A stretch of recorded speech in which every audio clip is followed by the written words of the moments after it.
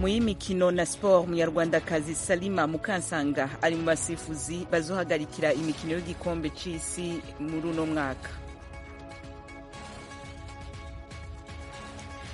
Uburusiya bwemeza ko abasirikare ba Ukraine barenga 1,700 bishikanye. Idoni dano makuru yose duce ku masonga ni mukanyi sase mu hafi y'amaradio yanyu.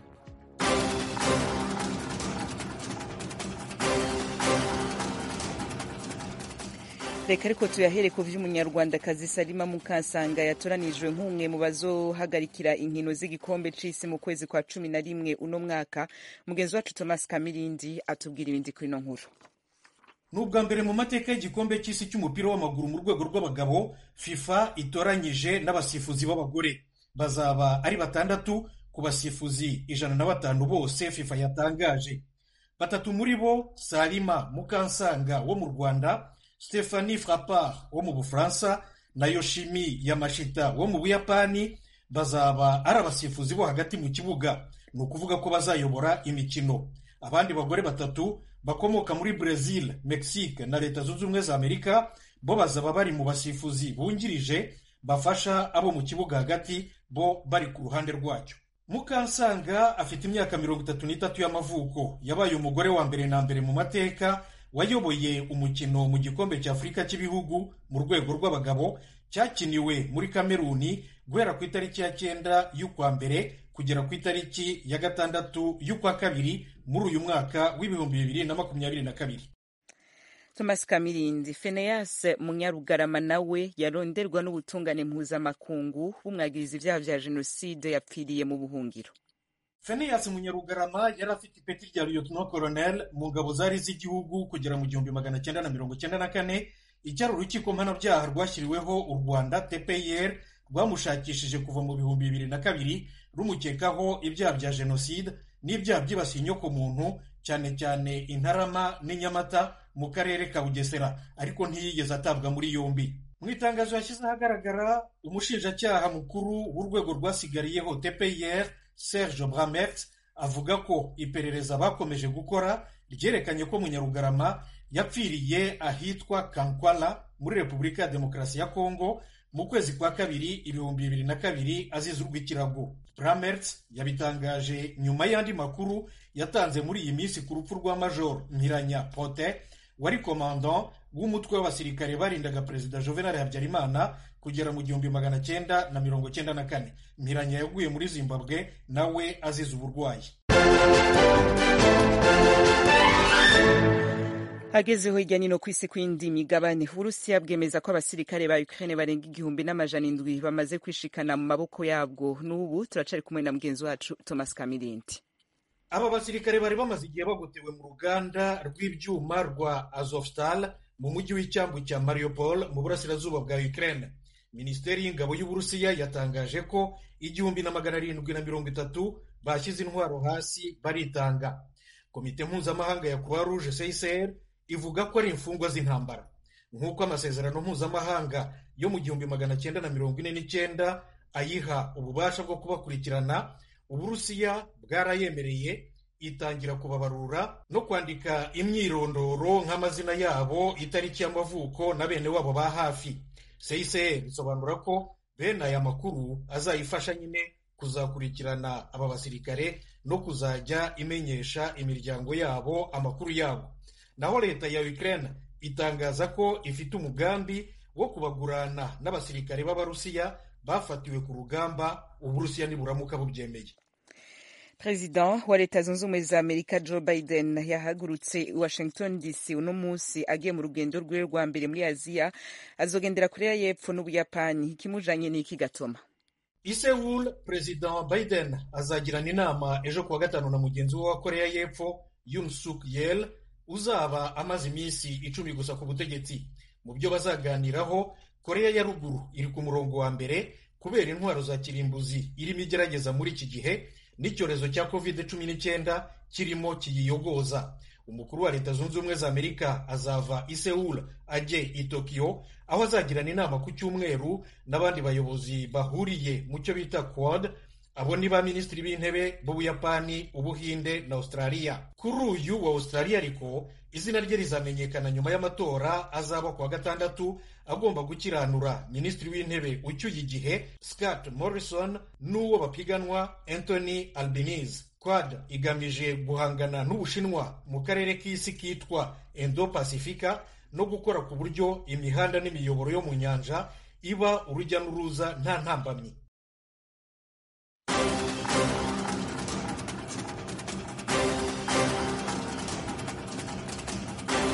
arakoze mugenzi wacu Thomas Kamilindi kuri ayo makuru yose yadutorokanirije irya nino ku isi, akaba yahejeje kudushikiriza ayo n'ayandi mushobora kongera kwiyumva kuri wezi3 akaburungu radio yacu VOA akaburungu.com, adresse ya Facebook yacu, YouTube na Instagram ni VOA radio yacu. Mukanya duca tuja mu karere k'ibiyaga bigari.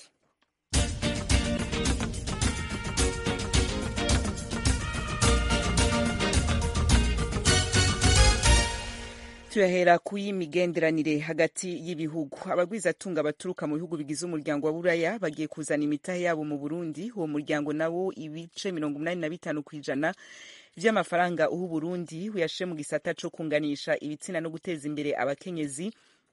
Ibi biri mu vy'userukira umwe bwa Buraya mu Burundi n'umushikiranganje w'imigenderanire y'u Burundi n'andi makungu bumvikanye ko inyuma y'ibiganiro vyabereye ku murwa mukuru w'ubutunzi Bujumbura kuri no wa kane. Mugenzi wacu Eloge Urikaneza atubwira ibindi. Ibiganiro bitunganijwe ku nshuro ya kane. Ivya mbere bikaba vyatanguye mu kwezi kwa kabiri umwaka uheze, kandi vyose bikabera ku murwa mukuru w'ubutunzi w'u Burundi Bujumbura. Impande zose zejeje kuvugana mu mwiherero abamenyesha makuru babanje gusohorwa zavuze ko zaganiriye zinama rimwe. Umushikiranganje w'imigenderanire y'u Burundi n'andi makungu Albert Shingiro yatangaje ko bihimbaye kubona bino biganiro bitari bivuga ku bihano ahubwo ku migambi y'iterambere no gufashanya mu kwiteza imbere. Nahatemeye ibibazo vy'abamenyesha makuru yavuvuriye ku vyo bashitseko, na cane cane mu bijanye n'urudandazwa, kuzana abagwizatunga bava mu ivyo bihugu no gushira imbere uruhara rw'umukenyezi n'umukobwa mu bikorwa vy'iterambere mu gihugu cacu c'u Burundi. Ubu rero dutandukanye tuvuga yuko tuzobandanya ibiganiro, ni ibiganiro bijanye n'amategeko agenga amasezerano yagizwe hagati y'ibihugu vya Afrika, Karayibe na Oceanie n'ibihugu vy'umuryango w'umwe bwa Burayi. Ivyo biganiro rero kumbure mwasha kwibaza ati none ko bakuye ibihano none muguma mugambirira iki? Ni ibiganiro rero vyamaho nka kabiri mu mwaka, tuzoibandanya kugira ngo dushobore gukorana dutsimbataze imigenderanire hagati y'ibihugu vyacu n'abene gihugu bacu bashe kubona akarusho. Claude Bochu aserukira umwe bwa Buraya ari kumwe n'abambasaderi baserukira bimwe mu bihugu vyo mu muryango mu Burundi yikeje anakeza umushikiranganje Shingiro ku ntambwe bagezeko. Yaciye amenyesha ubigisata amafaranga menshi ahabwa Burundi azoshirwamwo. On a aussi parlé de la volonté de l'Union européenne. Twanavuganye ku cifuzo c'umwe bwa Buraya cyo kubice 85% vy'imigambi yacu mu Burundi yerekezwa ku bijanye no kunganisha ibitsina. Twanavuganye no kuvyerekeye ukwisubiza umutamana ku Burundi mu karere no ku mugabane. Niko Bocho yavuze. Ariko nubwo batishuye abamenyesha makuru kugira bamenye neza ko umwe bwa Buraya bwakira ingingo y'u Burundi yo kwifatanya n'Uburusiya mu matora yo kubukura mu kanama ka ONU kajerwa atakazi na muntu i Geneve mu Busuwisi mu minsi iheze. Bocho yamenyesheje ko ikibazo c'indwano hagati ya Ukraine n'Uburusiya kiri mu vyaganiriweko. Nous avons eu des échanges sur l'invasion de l'Ukraine par la Russie et ses conséquences de twaganiriye ku iterwa rya Ukraine n'Uburusiya n'ingaruka zaryo mu isi yose, haba kwiduzwa ry'ibiciro n'ikena ry'ibifungurwa, ihungabana ry'ubutunzi muri rusange n'izindi ngaruka ku baba mu isi bose baba Abarundi n'abandi. Niko yashikirije. Imigenderanire y'u Burundi n'umwe bwa Buraya yari yatosekaye kuva mu ntango z'2016. Uwo mwaka ibihugu 27 bigize uwo muryango vyafashe ingingo yo kutongera guha imfashanyo leta y'u Burundi bicisha mu mashirahamwe yigenga n'ibisata vya ONU. Ivyo vyatumye haba ukutumvikana gukomeye hagati y'ubutegetsi bwa Gitega n'umwe bwa Buraya.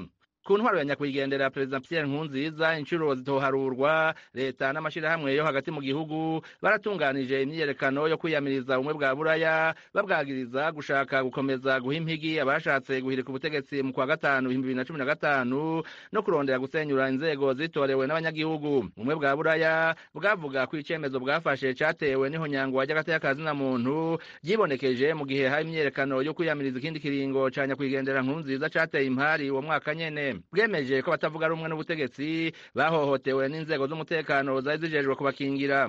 ibintu vyagiye gusubira kuja mu buryo buke buke inyuma yo kuja mu mabanga kwa Perezida Evariste Ndayishimiye mu kwa gatandatu 2020 aho we n'umushikiranganji wa mbere bakiriye akatari gake intumwa z'umuryango w'umwe bwa Buraya zirangajwe imbere n'umuserukizi wabwo mu Burundi Claude Bochu. Mbere Bochu we ntivyamuguye nabi no gusaba umubonano umunyamabanga mukuru w'umugambwe uri ku butegetsi CNDD-FDD, ivyatangaje benshi bibaza ko ikinogo co kutumvikana hagati y'izo mpande zibiri ari nyenga itozibirwa. Naho imigenderanire y'u Burundi n'umwe bwa Buraya iriko iranagurwa, hari abategetsi babiri b'abarundi bagifatiwe ibihano n'uwo muryango kugera ku 31 ukwezi kw'icumi umwaka. Ni Gervais Ndirakobuca mushikiranganji ajejwe intwaro yo hagati n'umutekano hamwe na Godefroid Bizimana ajejwe gutunganya ingendo mu biro kwa President. Abo bafatiwe ibihano bitewe n'ivyaha bikekwa ko vyo guhohotera bari mu myerekano mu 2015 mu gihe wa mbere yari umuhanuzi mwishikira wa Perezida ajejwe ibibazo vy'igipolisi, uwa kabiri nawe akaba icegera c'umuyobozi mukuru w'igipolisi c'u Burundi. Eloge Urikaneza, Ijwi rya Amerika.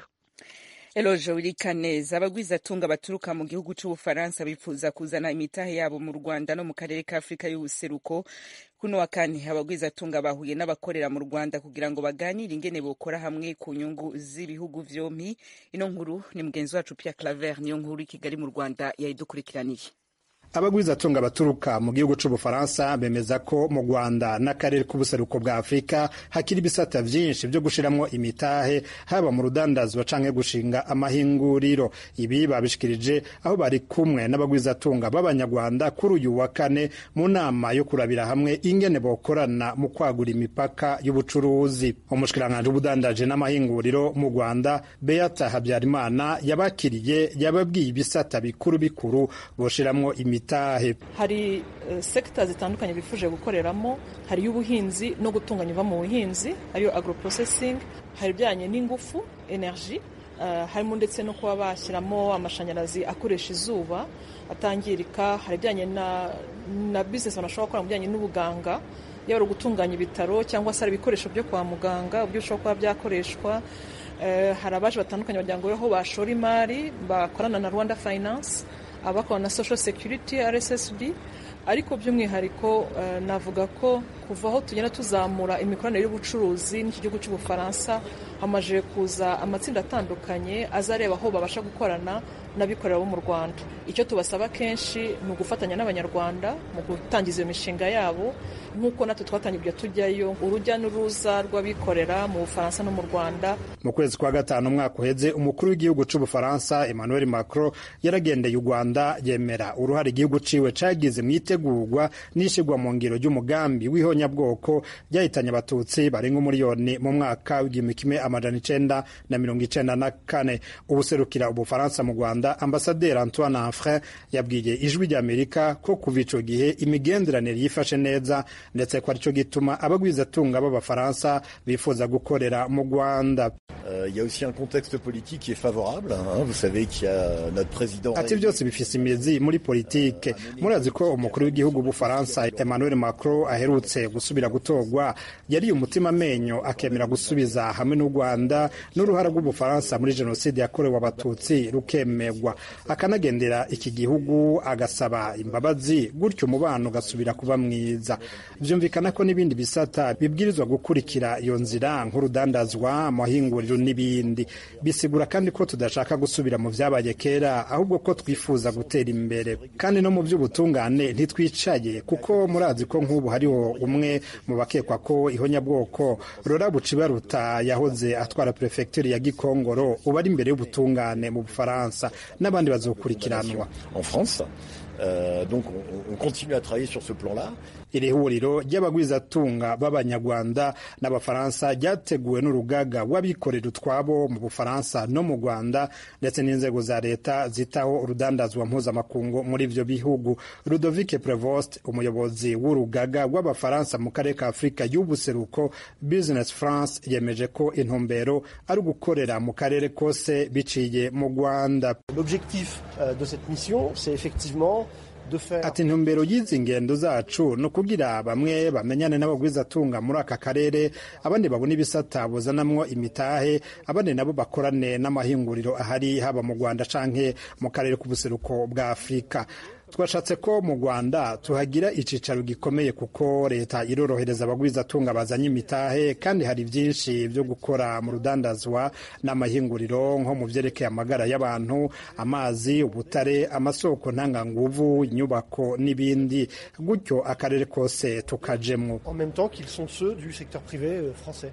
Mu ntango z'iyindwi uwo mugwi w'abagwizatunga bafise amahinguriro bagakora n'urudandazwa mpuzamakungu bari bagiye mu gihugu ca Tanzania aho bamaze iminsi 3 baganira na bagenzi babo mu muri ico gihugu, basigura ko Tanzania ari umuhoro ukomeye kuko ico gihugu gikora kw'ibahari ya Indiano ahari kivuko ca Dar es Salaam gicako ibidandazwa hafi nka byose bivuye hanze ya Afrika bigiye mu karere ka Afrika y'ubuseruko. Ikigo cy'igihugu kijejwe iterambere RDB cerekana ko urudandazwa hagati y'Ubufaransa n'u Rwanda rwagiye ruratera imbere mu myaka 10 iheze, rwavuye ku mafaranga y'amanyaburaya angana n'imiliyaridi 13 n'igice rushika ku miliyaridi 25 y'amayero mu mwaka w'ibihumbi 2019. Pierre Claver Nkuru, Kigali, ku bw'ijwi rya Amerika. Nuko rero muramenyereye ko akara kaziki ko mu kiganiro muri sanga mukurikira kuva kuwa mbere gushika ku munsi wa Mungu. Mgenzi wacu Frederic Nkundikije turi kumwe ku murongo wa telefone niwe jo muzo bamuteramanye. Frederic mwiriwe? Uraho Diana? Ego turakomenda shima. Ejo uri kudutegura ibiki muri sanga? Ego nkuko ubivuze ejo ni ikiganiro muri sanga. Mu kiganiro muri sanga rero tuzovuga ku nzira y'amahoro hamwe n'ibiganiro bibandanya guhuza leta ya Repubulika ya Demokarasi ya Kongo hamwe imirwi itandukanye yo muri ico gihugu. Nkuko mwavyumvise rero mu minsi iheze abategetsi baserukira ibihugu vya Buraya, Amerika, Ubwongereza hamwe n'Ubushinwa barakoraniye ku cicaro c'inteko zijejwe gucungira umutekano mu gihugu ca Repubulika ya Demokarasi ya Kongo MONUSCO kugira batere intege perezida wa Kongo Felix Tshisekedi kandi bamukeze ku twigoro tw'amahoro no ku biganiro byo kugarukana umutekano mu gihugu ciwe biherutse kubera i Nairobi mu gihugu ca Kenya. Uti abatumire ni bande? Ico ni ikibazo muriko ushaka kumenya Diane, nivyo? Ego turashaka kumenya aho muzoyaga. Nivyo, abatumire bacu barimo rero n'abahinga banonosoye politike yo muri ico gihugu hamwe n'abanyekongo bavuka mu ntara y'umuseruko bwa Kongo. Turabararitse mwese. Urakoze Fredi, tuzosubira ejo saa 10 ku masaha yo mu Burundi no mu Rwanda. Urakoze Diana. Ego, Frederic rero ejo azobatumira kuri Facebook kugira ngo murungike ubutumwa bwanyu hanyuma n'amanimero yanyu tubahamagare saa 10. Facebook yacu ni VOA radio yacu. Mukanya turaca tubandanya n'amakuru.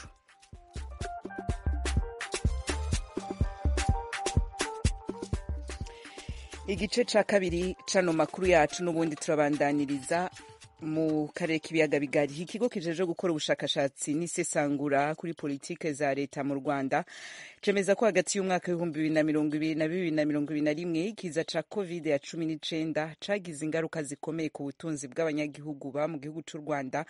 Mugenzi wacu Eric Bagiruwubusa aratubwira ibindi handi hato, ariko reka tubanze tuje gato mu vy'ubworozi. Aho ikiza cateye mu nka mu buraruko bw'u Burundi kigatuma zipfa ku bwinshi kandi zigwaye kumwe. Abantu basabwa kudahirahira ngo barye inyama z'inka batazi icazishe. Desire Hatungimana adufitiye ibindi kwino nkuru. Abakoze ubushakashatsi bavuga ko bibanze cyane ku mibereho y'ingo mu mujyi wa Kigali n'indi mijyi 6 yunganira umurwa mukuru. Basobanura ko basanze icyorezo cyaragize ingaruka zikomeye mu nzego hafi ya zose z'ubuzima bw'igihugu. Bwana Jean Baptiste Nsengiyumva, umushakashatsi mukuru mu kigo IPARI, avuga ko mu babasubije hari abumvikanisha ko bataye icyizere cy'ejo hazaza. Bamwe batubwiraga ko babona bishobora kuba byiza mu gihe kizaza.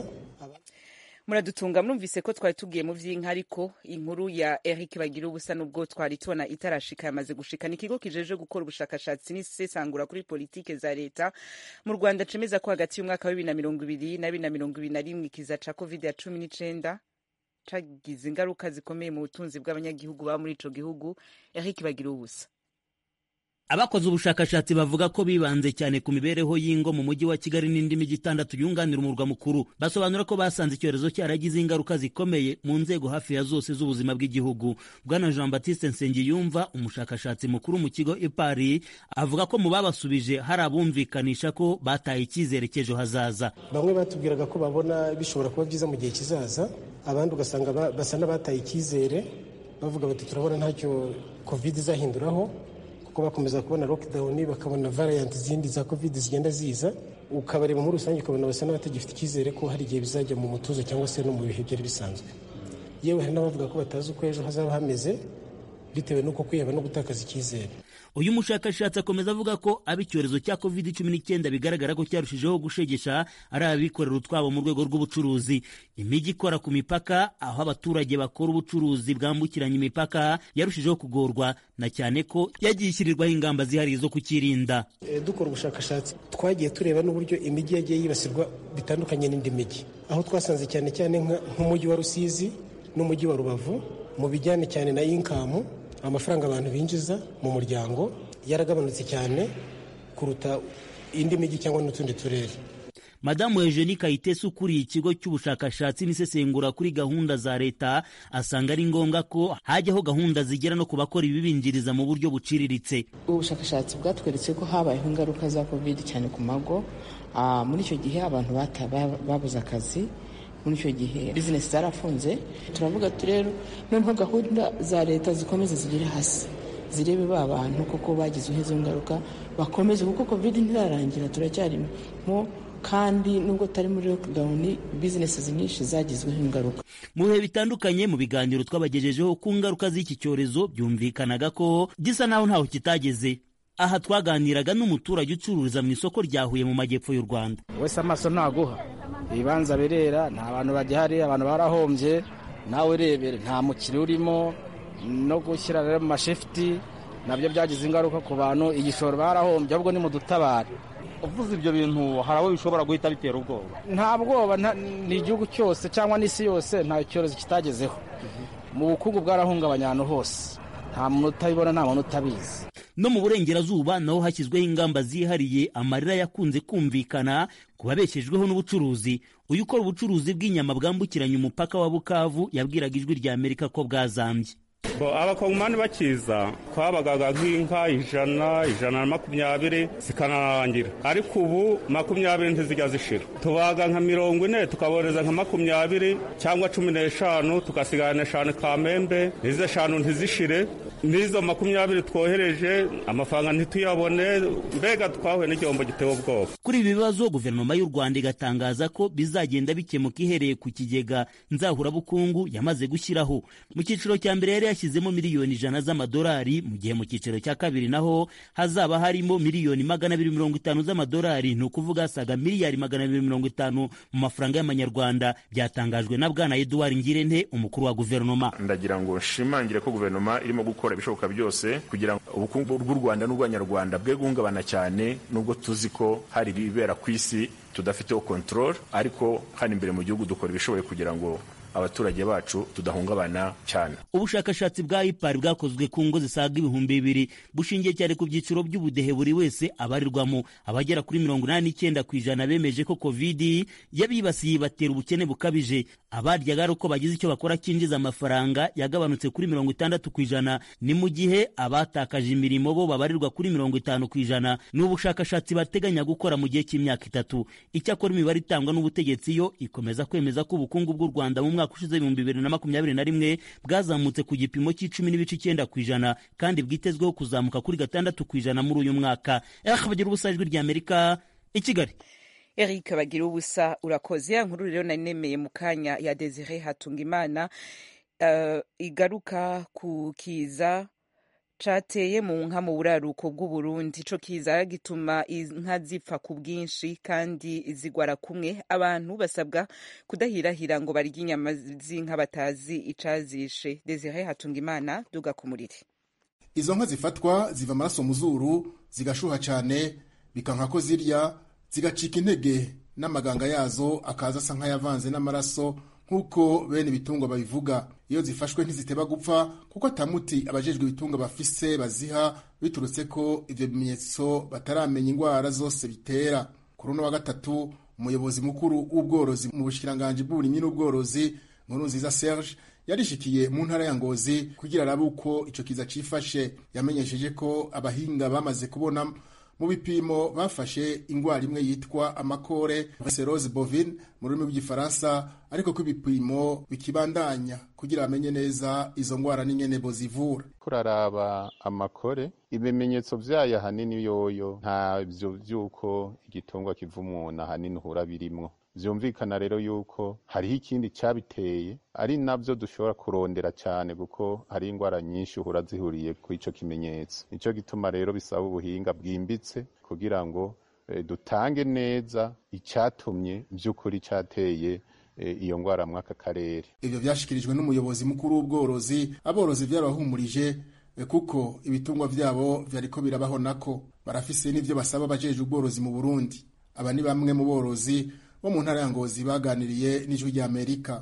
Twebwe nk'aborozi turumva dutekanye gatoya, turanezerewe rero nk'ubu ko twatanguye kubona yuko bashoboye gutora iyo ngwara iyo ariyo. Nibaza yuko batoye iyo ngwara bashobora guca barumenya n'imiti yo gushobora kuzivura. Agaseseshwa umuriro nk'ubu twatanguye kurema. Ahubwo twari dufise ubwoba bwinshi cane kubera izo nka zifashwe zica zipfa, tugoma tubona izipfa kandi nta miti yayo twariko turabona. Ubu rero turahumuye cane, ahubwo twasaba ababijejwe yuko bodufasha bakarondera imiti kugira ngo dushobore kuvura izamaze gufatwa, izitarafatwa nazo namba binashoboka baduhigire n'urucanco. Iyo nkuru tukiyumva aduhumurije, twiyumvira yuko ikibazo kigiye gutorerwa umuti. Twasaba rero n'ukuri baturongoye kuko bama badufasha bagerageze, kuko benshi barahahombeye n'igihugu kica kihahombera.